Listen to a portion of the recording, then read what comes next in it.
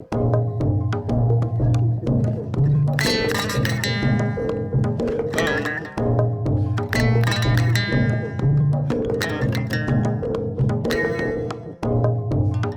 Activism, c'est un rendez-vous pour réfléchir avec des acteurs de la société civile à la façon dont les crises que nous traversons, sanitaires, écologiques, sociales et économiques, vont et doivent provoquer les transformations dans la façon dont on pense, dont on agit et dont on crée. Pour réfléchir à ces questions avec humilité et sans détour, nous sommes très heureuses d'accueillir au Magasins Généraux aujourd'hui Mathilde Monnier. Bonjour Mathilde. Bonjour. Nous sortons de 3 mois très particuliers. Nous avons tous eu un peu de temps pour réfléchir. Quelle est, selon toi, la priorité du moment au sortir de cette crise ? Alors, est-ce qu'il y a une priorité ? Il y a beaucoup de choses qui m'ont frappée, moi, pendant la crise. D'abord, ce qui m'a frappée, je dirais que c'était... il s'est passé beaucoup de choses dans cette immobilité, entre guillemets. Le fait qu'on soit immobile, qu'on soit enfermé chez soi, qu'effectivement les corps ne bougent pas, qu'on reste à la maison. On a peut-être eu l'impression qu'il s'est passé peu de choses, mais finalement, ça a été extrêmement intense, cette période. Et en tout cas, pour moi, intellectuellement, ça a été fort. Ça a été un moment où... et ce qui m'a le plus surpris, sur le fond, je dirais que c'est une sorte d'aveuglement qu'on a eu, notamment face à ce qui s'est passé en Chine. Et ça m'a extrêmement atteint, le fait qu'on n'ait pas du tout su-regardé ce qui s'est passé dans un pays dont apparemment on a quand même beaucoup de relations, les médias, enfin dans ce monde globalisé où finalement l'information va très très très vite. Et le mépris, je trouve aussi, avec lequel on a traité finalement ces pays-là. C'est-à-dire de se dire, finalement, la maladie, c'est une maladie qui va rester en Asie, dans certains pays très fermés sur eux-mêmes. Et donc, je dirais que c'est la chose qui m'a heurtée énormément. C'est-à-dire qu'on est encore dans cette espèce d'idée un peu 19e siècle d'une Europe qui est intouchable ou d'une Europe qui est plus en lien, plus globalisée, et avec cette idée que la maladie ne nous touchera pas. Et que la maladie ne nous touchera pas, mais aussi qu'on n'a pas de leçons à en tirer. Voilà. Et donc ça, alors il se trouve que moi j'ai un de mes frères qui vit en Asie, qui m'avait appelé en mi-janvier, février, avec qui je suis quand même très en contact, et qui m'avait dit, mais fais attention, ça va être terrible. C'est-à-dire, et cet aveuglement, c'est-à-dire cette idée de ne pas vouloir voir ce qui se passait ailleurs, je la trouve terrifiante. Mais terrifiante, c'est un espèce de mépris terrible. Oui, et en fait, le mot aveuglement, c'est absolument le bon mot parce que bien sûr, c'était nos dirigeants, c'était les élus, mais aussi c'est nous tous et toutes, presque nous tous et toutes, sauf peut-être dans le monde de danse où les liens de communication sont très forts. Oui, ils sont très forts. Nous, on s'est beaucoup écrit. Moi, j'ai par exemple des liens avec l'Amérique du Sud où en ce moment la situation est terrible. Parce qu'en fait, 12 de mes danseurs sont actuellement à Buenos Aires, puisque j'ai fait cette pièce qui s'appelait El Baile. Et la situation, donc ils ont une toute petite aide de l'État, et la situation est, je ne sais pas du tout ce qu'elle va devenir. C'est vraiment un pays qui est en train de s'écrouler, qui s'écroulait déjà, mais là, je crois... Donc, effectivement, on s'est beaucoup parlé, on a beaucoup échangé dans des situations incomparables par rapport à ce qu'on vit en Europe. Et en Afrique aussi. Et en Afrique aussi. En Afrique aussi, c'est extrêmement... notamment, par exemple, dans l'Afrique du Maghreb, je suis en lien avec une chorégraphe que j'aime beaucoup, qui était une de mes anciennes élèves, qui s'appelle Bouchra Ouezguine, qui est vraiment une des très bonnes chorégraphes au Maroc. Et voilà, elle me racontait que c'est vraiment aussi la situation extrêmement... Mais elle a fait bouger un peu les choses dans un pays où il y a encore une royauté. Bizarrement, ils ont eu pour la première fois des aides. Du roi du Maroc qui a pour la première fois donné des aides. Donc il y a aussi des choses positives. Qui peuvent être générées par Oui, par tout cette à fait. crise. Oui, tout à fait. Pendant cette crise, on a tous fait l'expérience de la contrainte du corps. Cette épidémie, c'est à la fois une expérience collective et une collection d'expériences individuelles, finalement, où on a tous été enfermés dans des chez nous qui étaient tous très très différents en fonction de qui on était et de la chance qu'on avait ou pas d'avoir un grand appartement ou une grande maison, un espace extérieur ou pas un espace extérieur, etc. Toi, cette question justement de la contrainte, de la difficulté aussi de cette maladie qui entraîne des difficultés respiratoires, tu as voulu donner un peu de souffle à l'ensemble des gens qui en ressentaient le besoin. Comment t'es venue cette idée, cette envie de participer à redonner du souffle et comment tu l'as fait? En fait, je crois que le confinement, c'était c'était annoncé le 10 ou le 11 et le confinement était le 12 au matin, à midi. Et moi, dans la nuit du 11, je me suis réveillée vraiment très très angoissée au milieu de la nuit, mais vraiment angoissée. Et le matin, je me suis dit, il faut que je fasse quelque chose et il y a une espèce d'impulsion. Parce que je suis pas très réseaux sociaux, c'est pas trop mon truc, je vais un peu sur Instagram, mais pas plus que ça. Et j'ai commencé à faire un premier exercice en me filmant, donc sur la respiration. Aussi parce que je suis asthmatique depuis l'enfance. Et donc le souffle est pour moi un enjeu de travail, de survie aussi. C'est-à-dire le fait j'ai pas respiré pendant toute mon enfance, j'ai toujours été très très malade. Je ne vis pas sans médicaments, donc j'ai toujours eu besoin de travailler ma respiration. Et quand j'ai su que cette maladie touchait la respiration et les poumons en priorité, ça m'a presque fait un espèce de choc. Dans la nuit, j'ai eu très peur. Et c'est comme ça que j'ai commencé à faire ces petits cours. Voilà, c'est des petites capsules.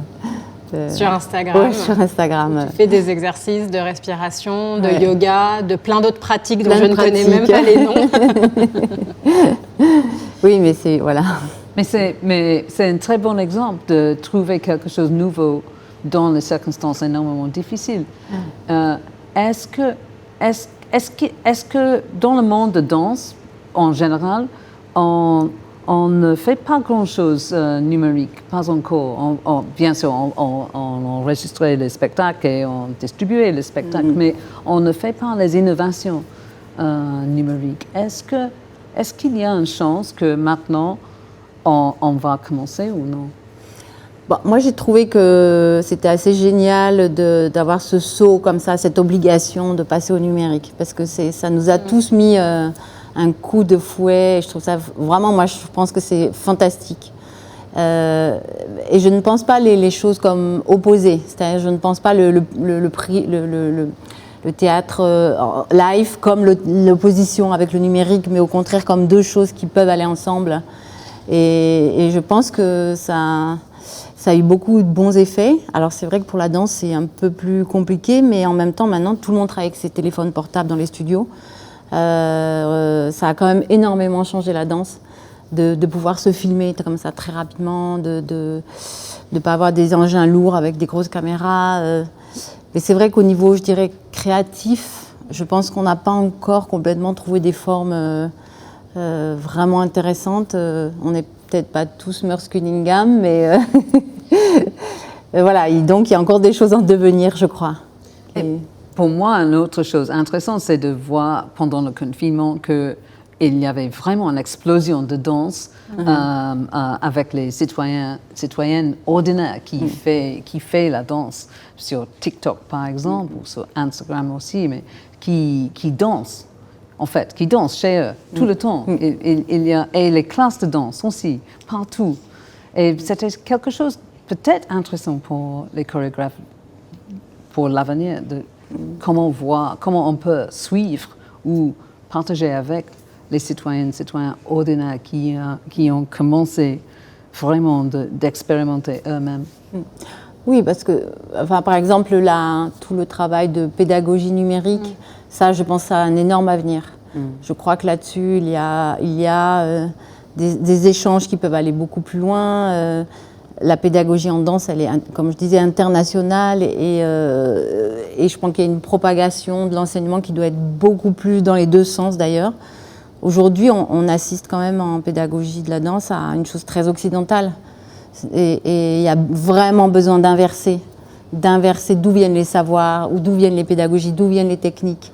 On est encore à l'aube d'une période très inconnue où il y a encore énormément de choses à faire évoluer. C'est quoi une pédagogie occidentale? Qu'est-ce que tu entends par là? Enfin, qu'est-ce qui est différent? C'est très naïf peut-être comme question, mais...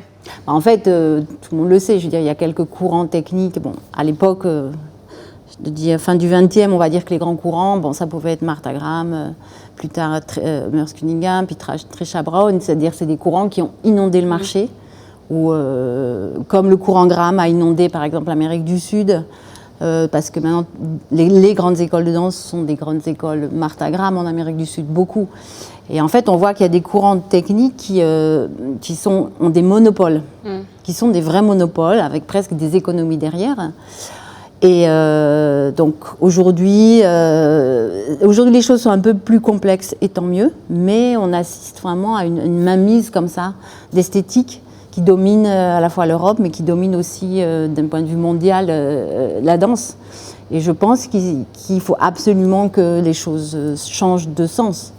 Qu'il y ait par exemple des techniques de danse africaine, indienne, qui maintenant soient prédominantes ou qui soient beaucoup plus disséminées dans le monde. Or, ce n'est toujours pas le cas. Et ça, le numérique peut aider à transmettre et à diffuser ces techniques-là? Ouais. Oui, il faut espérer, mais ça veut dire qu'il faut aussi qu'il y ait des moyens qui soient attribués à ça. Aujourd'hui, par exemple, la danse israélienne est vraiment très, très, très monopolisante sur le marché. Et les danseurs s'identifient à ces techniques-là. Or, il y a plein d'autres techniques possibles. Donc c'est vrai que c'est des choses qu'on ne voit pas, qu'on ne connaît pas, qu'on ne sait pas. Mais voilà, c'est des vrais pôles d'influence en tout cas. Très importants. Ouais. Et c'est une opportunité pour des collaborations aussi. Enfin, tu mets beaucoup les collaborations au cœur de ton travail. Oui. T'aimes ça, de ce que j'en comprends, de pouvoir aussi co-signer des pièces, de pouvoir travailler avec, de ne pas avoir cette espèce d'enjeu, d'avoir forcément ton seul nom en haut de l'affiche. Est-ce que c'est cette manière de travailler en collaboration, est-ce que tu racontes justement sur peut-être de nouvelles formes ou de nouveaux courants dans le monde qui sont importants pour toi de développer, de diffuser? Ça peut être... est-ce que tu peux collaborer avec ces courants-là, avec ces chorégraphes-là, ces danseurs-là, pour participer à cette diffusion? Oui, moi je l'ai beaucoup fait. C'est vraiment, ça a fait partie de ma philosophie. C'est des choses auxquelles je crois depuis très très très longtemps. C'est que je suis pas allée en Afrique pour rien. J'ai collaboré avec plusieurs artistes africains depuis 30 ans. Donc c'est des chemins très longs. Donc pour moi c'est pas du tout nouveau, mais il y a encore des courants dominants, comme il y a des courants esthétiques dominants dans les arts plastiques, comme le cinéma, je pense, est beaucoup plus international que ça. Mais dans la danse, il y a aussi des lieux à faire émerger. Enfin, il y a encore énormément de choses à faire bouger. Je crois que, voilà, il y a encore des lieux de pouvoir, on va dire. Nous avons parlé avec Jérôme Bell, qui a commencé dans le monde de Zoom pour les répétitions il y a quelques années maintenant, parce qu'il ne fait plus les voyages, les vols. Et est-ce que c'est l'avenir vraiment maintenant de faire les répétitions vraiment en distance avec Zoom, ça marche ou non? Bon, pour moi, ça ne marche pas très bien, mais il y a une différence entre reprendre une pièce de répertoire, comme le fait Jérôme, et la diffuser par Zoom avec un assistant sur place, et puis faire une vraie création. Et sur la création, je ne sais pas, moi, j'ai encore besoin de... Pour moi, le noyau de la création, il se fait quand même dans un studio, avec des gens, avec moi. Et ça, c'est une chose tellement précieuse que je ne renoncerai jamais à ça. Et d'ailleurs, juste à la fin du confinement ou au tout début de la sortie du confinement, tu as recommencé à rassembler tes danseurs et à travailler en studio parce que ça te manquait trop, parce que c'était impossible de faire autrement, parce que tu avais besoin de transmettre en étant physiquement ensemble. Et qu'est-ce qui se passe quand on transmet physiquement, justement ? C'est une alchimie très, très étrange, ça appartient vraiment à l'atelier de l'artiste, c'est-à-dire que c'est à cet endroit-là que la création se fait et parce que parfois il s'agit d'un quart de seconde. Enfin, on n'est pas en création pendant 4 heures d'affilée. Le moment où la chose arrive ou quelque chose arrive, parfois c'est quelques secondes pendant les 4 heures ou peut-être quelques minutes. Et donc ce moment-là, il faut le vivre. Et puis c'est une interaction aussi avec les danseurs. Mais en fait, il y a un paradoxe entre l'acte seul pour chaque danseuse qui est absolument nécessaire et qui commence chaque matin, mais aussi le travail collectif, parce que pour les spectacles, ce n'est pas les danseuses seules, c'est toujours un esprit collectif, en effet, on voit sur scène. Et ça, c'est très intéressant pour moi de comprendre comment on fait le voyage entre le solo, le danseur solo et l'esprit collectif. C'est une pratique à la fois solitaire dans le groupe, le pratique de la danse, c'est-à-dire c'est une pratique solitaire parce que comme vous l'avez dit très bien, on doit tous les jours se retrouver avec soi-même chaque matin. Il faut vraiment se reconnecter avec son corps. Et ça, le seul moyen, c'est d'accepter qu'il faut recommencer tous les jours, reconstruire tous les jours, repartir à zéro comme s'il n'y avait rien, ce qui n'est pas vrai, mais le danseur, il a toujours l'impression d'avoir tout perdu. On peut tous les matins se dire, on est blessé, on n'a plus rien. On n'a plus de corps, on ne peut plus aller sur scène, on n'a plus rien. Donc c'est très très compliqué. Et en même temps, c'est un art du collectif, du groupe, de la compagnie, du ballet. Vous voyez, c'est aussi un des arts les plus collectifs, je crois, avec peut-être l'orchestre. Et on a besoin de l'autre parce qu'on a besoin de l'énergie aussi des autres. Et je pense que c'est aussi ce qui nous a manqué pendant le confinement. Moi, c'est ce qui m'a manqué beaucoup, c'est l'énergie. Parce que l'énergie, pour moi, elle vient de mon rapport aux autres. Elle vient de ce que je peux... quand je rencontre les gens, ou de la joie de rencontrer les gens. Et là, c'est vrai que ça a été quand même très difficile de les embrasser aussi. Est-ce que c'est trop de dire qu'il y a une métaphore dans le monde de danse pour le monde, pour la société civile, pour la ville de Paris?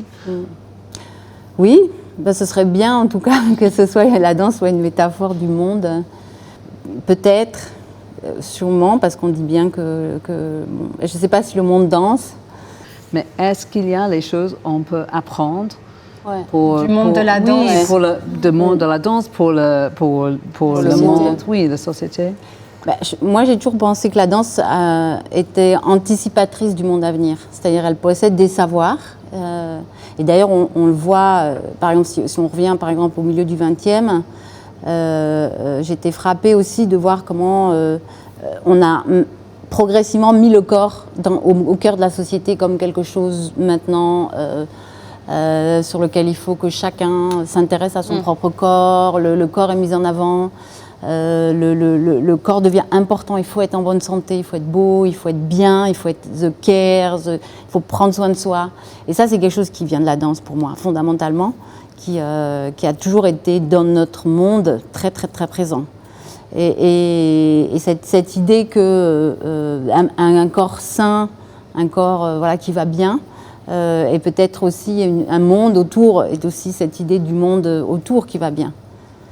Par exemple, moi je pratique beaucoup le yoga depuis presque 18 ans. Et dans le yoga, il y a on parle de Sangha, c'est-à-dire la communauté. Et il y a plusieurs cercles de communauté. Il y a le cercle de soi, la communauté de soi-même. Après, il y a le cercle autour, qui est la communauté autour de soi, la famille. Et le troisième cercle, c'est le monde. Et donc cette philosophie que finalement, si soi-même, on est bien avec soi-même et qu'on prend soin de soi, finalement, on prend aussi soin des autres et du monde. Donc c'est ce qu'on appelle le Sangha. Et peut-être c'est ça aussi, l'influence de la danse, oui, l'enseignement qui s'étend, finalement une certaine sagesse aussi sur le monde d'aujourd'hui. Et comment on transmet ça? Tu travailles avec des enfants, tu travailles avec des adolescents, comment on transmet parce que finalement tu transmets la pratique de la danse, certainement de la technique, mais tu transmets une philosophie aussi. Enfin, j'imagine, vu que tu es toi-même, tu as une pratique qui est très consciente et tu as des valeurs très fortes. Comment tu transmets ça? Comment, si la danse peut être une anticipation du monde, peut être un miroir ou un guide pour la société de demain, comment on transmet cette philosophie et ces valeurs aux plus jeunes? La transmission, moi, je la fais depuis aussi presque... J'ai commencé à la fois le plateau en même temps que la transmission. Donc ça, pour moi, ce n'est pas des choses séparées avec le plateau. C'est vraiment mon travail d'artiste, il est aussi au niveau de la transmission. Donc les deux ont toujours été menés ensemble, je ne les sépare pas. Donc en fait, c'est pour moi un accompagnement permanent. Et alors, j'aime pas transmettre des philosophies parce que je ne suis pas du tout une gourou. Et je trouve que je n'ai pas du tout cet esprit-là. Mais disons que j'accompagne aussi, voilà, j'accompagne effectivement des jeunes danseurs. Là, je commence un travail avec des petits-enfants, entre 3 et 6 ans, parce que ça m'intéresse de voir comment à quel moment le corps a conscience du regard extérieur, et notamment à quel moment il est conscient du jugement, et à quel moment il intériorise finalement un tas de normes, de choses normées, esthétiques. Et donc je filme des enfants qui dansent avant que la structuration du langage vienne formater le corps. Donc c'est une recherche nouvelle que je commence à faire. Le Covid a un peu arrêté ça, mais je vais reprendre. Ça m'intéresse beaucoup de comprendre finalement cette créativité de l'enfant qui est tellement explosive avant 6 ans. Et qui est ensuite complètement contrainte par... Voilà, qui est formatée par l'apprentissage. Voilà, et je pense qu'il y a quelque chose à comprendre là. Du corps. C'est ce que tu explorais un peu déjà dans cette pièce que j'adore, Public, où tu montrais, où tu présentais ces jeunes filles dans leur chambre en train de danser un peu toutes seules. C'est vrai. Et il y avait ça un peu déjà. Il y a le côté, la porte est fermée, je mets la musique à fond, et là, tout peut se passer en fait. Oui, c'est ça, c'est une pièce sur l'adolescence. Et aussi, le moment où on est enfermé chez soi, et puis... Il y a une forme de liberté quand on est à l'abri du regard de la société, quand même, qui peut peut-être un peu rester au-delà de 6 ans, à partir du moment où la porte est fermée. Mais... Ouais. Oui, mais aussi cet âge de l'adolescence où finalement on s'invente par l'habillement, mais par la danse aussi, par le geste, par des petites manières qu'on invente sa personnalité, ou la coupe de cheveux, je ne sais pas. Donc c'est un âge qui m'intéressait beaucoup, m'intéresse toujours. Parce que c'est un âge où on sent que chaque jour chavire. Et puis le mimétisme aussi, dans l'adolescence, qui m'intéresse beaucoup. C'est comment finalement on devient quelqu'un d'autre. On devient sa propre copine, et comment on est poreux à tout ce qui se passe. Où on s'individualise, où on est pareil que les autres. Donc c'est un âge fascinant, je trouve. Mais c'est un âge où les choses marchent très vite. Et c'est quelque chose d'intéressant. On a discuté, il y a les deux axes, encore un paradoxe, je pense, entre les choses physiques vite, rapides, et la sagesse, la respiration, les cercles d'influence, de trouver un serenity pour l'avenir. Est-ce que j'ai trouvé cette paradoxe ou je l'ai inventé? Non, je crois que vous l'avez bien trouvé, ce paradoxe que le corps peut aussi être... je ne sais pas comment répondre à cette question. J'ai l'impression que vous l'avez trop bien résumé pour moi. Mais le corps peut être rapide ou lent, oui. Mais c'est ça, il y a un sujet de rapport au temps quand même. Oui. On sort d'un moment où c'était... on sort, j'espère qu'on en sort en réalité, mais d'un moment où c'était très individualiste, il fallait aller vite et on était quand même... Oui. Je pense que le sentiment qu'on a tous eu au moment du confinement, c'est qu'on était tous dans des courses effrénées dans nos vies personnelles, professionnelles, etc. et qu'on s'est pris un mur d'arrêt. Et qu'à ce moment-là, il y en a qui sont devenus dingues et qui n'ont pas supporté. Il y en a d'autres qui se sont dit « Ah, mais en fait, c'est hyper cool quand c'est lent et quand je suis arrêtée. » D'autres qui ont tourné en rond, qui ont essayé de recommencer, mais ils en étaient empêchés. Donc c'est vrai qu'il y a eu une espèce d'arrêt sur image. sachant quand même qu'il y avait déjà un courant qui montait sur la question du slow life, du slow food, etc.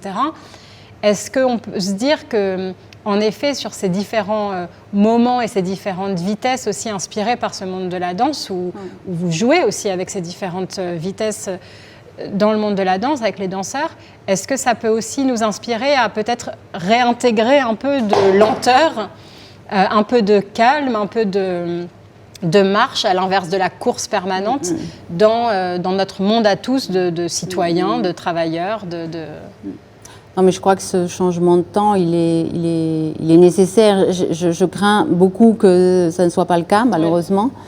Mais et ce qui est complètement fou, c'est d'imaginer que, un petit virus a stoppé complètement l'entièreté de la planète. Alors qu'on savait, je veux dire, tout le monde voulait, beaucoup de courants voulaient stopper. On sait que le fait de stopper, c'était un espèce de désir qui ne serait jamais arrivé. Mais à dire, c'est quelque chose dont beaucoup de gens ont parlé. Cette histoire qu'à un moment donné, il faut absolument stopper et donc revenir en arrière. Et qui nous paraissait impossible. Qui nous paraissait impossible. Et d'un coup, la chose est arrivée et on était tous surpris. Et je trouve ça extrêmement positif. Et oui, il faut absolument rentrer dans un autre rapport au temps, mais c'est à la fois ce temps individuel, mais le temps aussi de l'économie, le temps aussi, c'est là où c'est plus compliqué. C'est-à-dire qu'il ne faudrait pas qu'il y ait un temps individuel qui soit lent et un temps de l'économie et du marché qui soit complètement de plus en plus rapide, parce que là, on va se retrouver avec des écarts sociaux complètement dingues entre des gens qui auront des vies complètement, alors peut-être en dehors ils vont devenir en dehors de la société. C'est-à-dire c'est aussi là où il y a des accords et un accord qui devra à un moment se trouver entre ce temps financier, le temps sur lequel le temps productif, la productivité et ce qui ne serait pas productif, parce que le temps du corps il n'est pas forcément productif. Donc c'est ce paradoxe-là qu'il faudrait imaginer résoudre, je ne sais pas. Et pour l'avenir, dans le monde de danse, est-ce qu'on va voir le travail différent, le travail changé par le confinement ou pas? Est-ce qu'il y a des choses qu'on a appris? Je pense qu'on va avoir peut-être des formes de production différentes, ça c'est sûr. Je pense que les gens vont réfléchir, on y réfléchit déjà, à produire différemment. Il y a aussi une consommation des productions qui est extrême. Voilà, c'est avec des temps de vie des pièces qui sont très très courtes. Et aujourd'hui, donc c'est un peu une responsabilité générale, je dirais, de tout le milieu. Après, les corps eux-mêmes, la danse elle-même, je crois qu'elle sera forcément impactée par on ne sait pas encore comment. Mais pour moi, ce qui a changé un peu, c'est que j'ai envie de revenir à quelque chose de beaucoup plus abstrait. Ce qui est très étonnamment revenu, c'est-à-dire qu'il y a eu tellement de commentaires, tellement de paroles autour du Covid, tellement de projections que j'ai eu vraiment, vraiment envie d'enlever tout ce qui était décoratif dans mon travail, ou qui semblait pouvoir être décoratif, et d'essayer de m'interroger sur l'abstraction. Donc ma prochaine pièce va réfléchir à cette question de l'abstraction. Qu'est-ce que c'est que l'abstraction dans quelque chose qui est très incarné comme le corps? Parce qu'il n'y a pas plus incarné qu'un corps, et en même temps on peut quand même parler, c'est-à-dire d'abstraction, de dépouillement, de la forme. Qu'est-ce qui est vraiment nécessaire sur le fond dans notre travail? Le mot nécessaire, c'est vraiment un mot pour nous tous et toutes, je pense. Notre festival après-demain, nous avons dit c'est un festival nécessaire. La chance de discuter, de réfléchir, qu'est-ce que ça passera. Et c'est très intéressant de penser que la chose le plus nécessaire, c'est l'abstraction. Parce que ça, c'est hors de temps, dans une façon. Oui, c'est très étrange que c'est d'un coup, il y a une espèce d'évidence qui est apparue et qui m'a immédiatement mis au travail. Immédiatement. C'est-à-dire 3 jours après, je commençais à faire cette petite pièce sur un petit opéra de Ligeti. Et j'ai écrit une pièce où tout est absolument écrit et sur un rapport très architecturé sur la question du plan et du fond. Mais je ne sais pas, les choses m'ont fait du bien. En fait, l'abstraction, elle m'a guérie, je crois. Elle m'a aidée. Sortie de ce monde trop incarné peut-être et trop... Oui, trop bavard, tout simplement, trop bavard. C'est-à-dire à un moment quand il n'y a plus de certitude, on ne va pas faire des plans A, plan B, plan C. C'est-à-dire à un moment donné, non, on va juste faire quelque chose, mais on ne va pas se projeter avec des scénarios incroyables, de plein de types de scénarios dont finalement plein de choses vont tomber. Et du coup, ce fait d'être dans une incertitude tellement grande, on n'avait jamais été de notre vie comme ça, pris dans l'incertitude. J'avais besoin d'un socle, je pense. Intéressant. Je vais aborder la dernière partie de notre entretien pour arriver à la question des lieux de culture. Ce qui nous intéresse aussi en discutant avec toi, avec Ruth, c'est aussi voir comment, en tant que structure, enfin en ayant la chance d'avoir la mission de mener ces structures, que ce soit le Théâtre du Châtelet ou les magasins généraux, qu'est-ce qu'on peut apprendre, retenir, etc.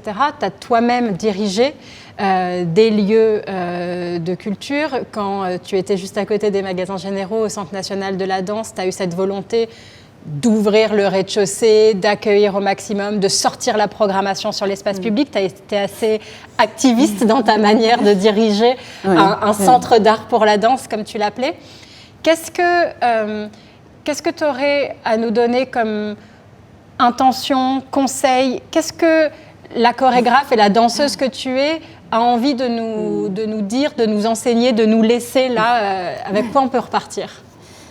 Moi, je réfléchis beaucoup à toutes ces questions parce que le théâtre, c'est ma maison. Moi, j'ai toujours considéré que le théâtre, c'était ma maison. C'est là où je suis bien, c'est là où je suis protégée. Et tous les théâtres du monde, je les aime, je les photographie, je suis bien dans ma loge. Je veux dire, c'est vraiment une relation d'amour total qui est beaucoup plus importante que chez moi, souvent. Et donc... je pense qu'effectivement, il faut qu'ils sortent encore plus de leur mode d'existence. C'est-à-dire, par exemple, quelque chose que moi sur lequel j'ai réfléchi depuis longtemps, c'est les horaires des théâtres. C'est-à-dire, est-ce qu'aujourd'hui, on a encore besoin d'aller au théâtre que le soir? Est-ce qu'il ne faut pas imaginer, réfléchir à ouvrir les théâtres sur des temps beaucoup plus longs, comme l'ont fait les musées notamment, en travaillant la nuit, ou des journées entières, ou des week-ends entiers. Donc pour moi, il y a vraiment cette idée d'arriver à rendre plus, non pas banal d'aller au théâtre, mais un peu plus facilitant cette question d'entrer dans un théâtre, parce que cette histoire de 8h30, pour moi, moi je vis dans les théâtres. En tournée, j'y vais, j'attends pas 8h30 pour aller dans les théâtres. Je suis dans ma loge à partir de midi et j'adore. Et je pense que cet accès-là, il faut le donner beaucoup plus. Je suis 100% d'accord. Nous avons fait, pendant les chantiers, pendant les travaux de Châtelet, nous avons fait un projet avec des artistes qui étaient 24 heures, 7 jours.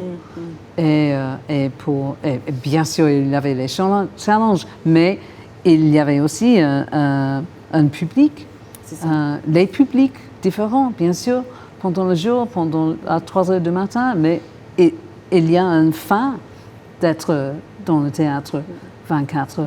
Je suis d'accord. Moi aussi, j'habite là. Mais le dernier conseil, c'est